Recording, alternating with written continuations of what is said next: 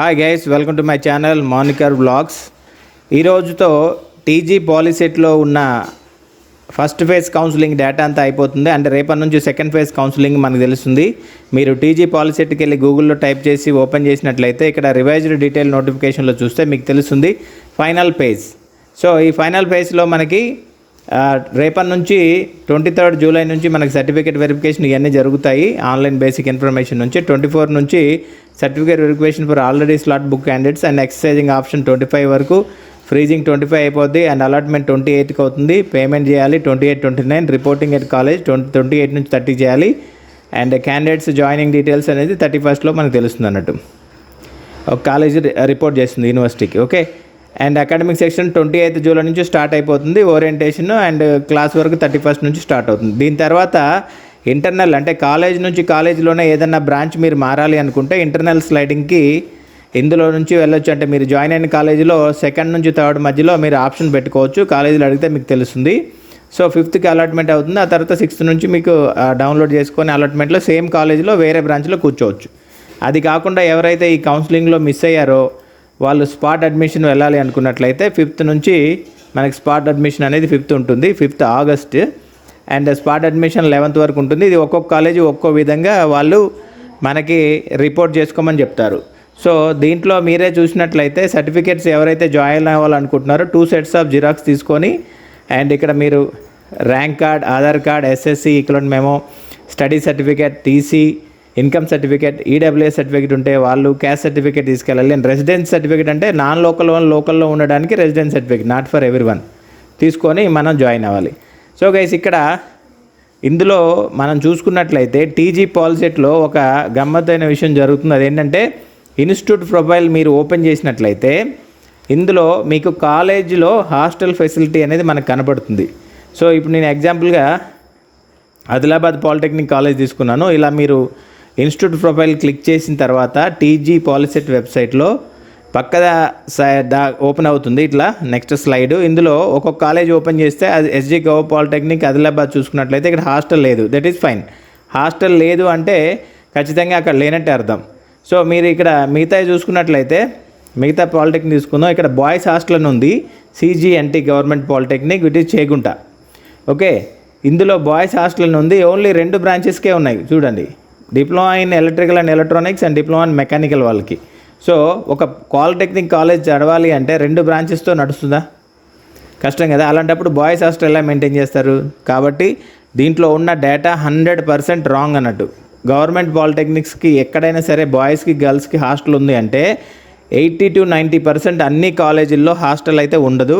First ఇయర్లో మీరు వెళ్ళంగానే స్టూడెంట్స్ని అట్రాక్ట్ చేసుకోవడానికి చాలా కాలేజెస్ హాస్టల్ అనేది ప్రొవైడ్ చేస్తాయి. ఒక 3 నెలలు 6 నెలలు అయిన తర్వాత మాకు మెస్కి సరిపోవట్లేదు, స్టూడెంట్స్ రావట్లేదు, తినట్లేదు అని చెప్పేసి వాళ్ళు అక్కడ క్లోజ్ చేసేస్తారు. మెస్ అయితే ఉండదు. తర్వాత మీరే ఎత్తుకోవాల్సి ఉంటుంది. సో నేను ఎగ్జాంపుల్ ఏంటంటే ఫ్యూ ఇయర్స్ బ్యాక్ నేను ఒక 2 స్టూడెంట్స్కి సపోర్ట్ చేశాను 1 by 1, అంటే ఒకేసారి కాదు, ఒక 3 సంవత్సరాలు ఒకళ్ళ తర్వాత. సో ఇక్కడ మీరు చూసుకున్నట్లయితే జహీరాబాద్ పాలిటెక్నిక్, అక్కడ ఇది చాలా ఓల్డ్ పాలిటెక్నిక్. ఓకే, సో ఇక్కడ బాయ్స్ హాస్టల్ ఉందని చెప్పారు. సో ఇక్కడ బాయ్స్ హాస్టల్ కదా, మెస్ కూడా లేదు అక్కడ. సో ఫస్ట్ ఇయర్ జాయిన్ అవ్వగానే కొన్ని రోజులు స్టార్ట్ చేశారు స్టూడెంట్స్ అందరిని అట్రాక్ట్ చేయడానికి. స్టార్ట్ చేసిన తర్వాత మెయింటెనెన్స్ కుదరదు. సో వాళ్ళకి మెస్ ఛార్జెస్ కూడా రావట్లేదు అని చెప్పేసి క్లోజ్ చేశారు. సో అప్పటి నుంచి స్టూడెంట్స్ చాలా నానా తంటాలు పడి వాళ్ళు టిఫిన్ చేయడం కానీ లంచ్ డిన్నర్ కానీ చాలా కష్టాలు పడ్డారు. ఎందుకంటే హాస్టల్లో మెస్ ఉంటుంది కదా అని చెప్పి ఎక్కడొచ్చినా పెట్టేస్తారు. సో ఇది ఒక ఘోరమైన సిచ్యువేషన్ పాలిటెక్నిక్ కాలేజీలో. ఇంకా మీరు ప్రైవేట్ కాలేజ్ గురించి చూసినట్లయితే ఇక్కడ మీరు చూసుకోవచ్చు, చాలా వరకు ప్రైవేట్ కాలేజ్ వాళ్ళు కూడా బాయ్స్ అండ్ గర్ల్స్ హాస్టల్స్ ఇచ్చారు అండ్ వాళ్ళ కాలేజ్ ఫీజు ఇంత. అండ్ ఇక్కడ మెస్ ఛార్జెస్ అవన్నీ అంటే హాస్టల్ ఛార్జెస్ అయ్యేం మనకు ప్రొవైడ్ చేయలేదు. బట్ ఇక్కడ కాలేజ్ ఫీజే మీకు ఆల్మోస్ట్ 40,000 ఉంది. సో హాస్టల్ ఫీజు ఎంత ఉంటుందో గెస్ చేయండి, ఖచ్చితంగా ఎక్కువే ఉంటుంది. కాబట్టి మీరు ఏదైనా జాయిన్ అవ్వాలనుకుంటే ఆలోచించి డిసిషన్ తీసుకొని జాయిన్ అవ్వండి. హాస్టల్ ఉంది కదని గుడ్డిగా పెట్టొద్దు. ఒకవేళ మీకు టైం ఉంటే ఎంక్వైరీ చేసి చూసి తెలుసుకోండి, అక్కడికి వెళ్ళైనా తెలుసుకోండి. లేదంటే వాటి మీద డిపెండ్ కాకుండా సరౌండింగ్లో రూమ్లో ఉండడానికైనా, లేదంటే ప్రైవేట్ హాస్టల్స్ ఏమన్నా దొరుకుతాయి అనుకుంటే తెలుసుకొని అక్కడ జాయిన్ అవ్వండి. అంతేగాని గుడ్డిగా వెళ్ళి డైరెక్ట్గా కాలేజీలో జాయిన్ అయితే అక్కడ హాస్టల్ అనేది మీకు నామమాత్రంగానే స్టార్టింగ్ పొజిషన్లోనే ఉంటుంది తప్ప ఫుల్గా 3 ఇయర్స్ ఉండదు.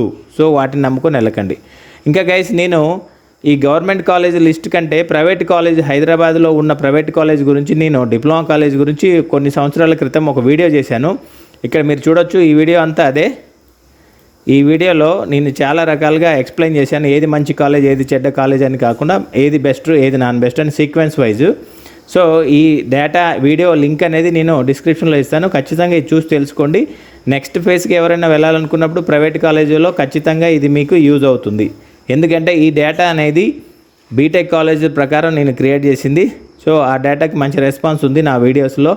హైదరాబాద్లో ఉన్న కాలేజ్ గురించి నాకు మంచి అవగాహన ఉంది కాబట్టి నేను చేశాను. సో వాటిని ఉద్దేశం చేసుకునే డిప్లొమాలు కూడా వాళ్ళు స్టార్ట్ చేశారు కాబట్టి ఆ కాలేజ్ కూడా సేమ్ ఉంటాయి. కాబట్టి ఎవరైతే ప్రైవేట్ కాలేజ్ ప్రిఫర్ చేస్తారో వాళ్ళు ఈ వీడియో చూసి తెలుసుకోవడం better before applying any options. Okay, second ఫేజ్లో అందరికీ మంచి ర్యాంక్స్ ఉన్నవాళ్ళు, ఎలాంటి ర్యాంక్స్ ఉన్న వాళ్ళైనా మంచి కాలేజ్ రావాలని నేను కోరుకుంటున్నాను.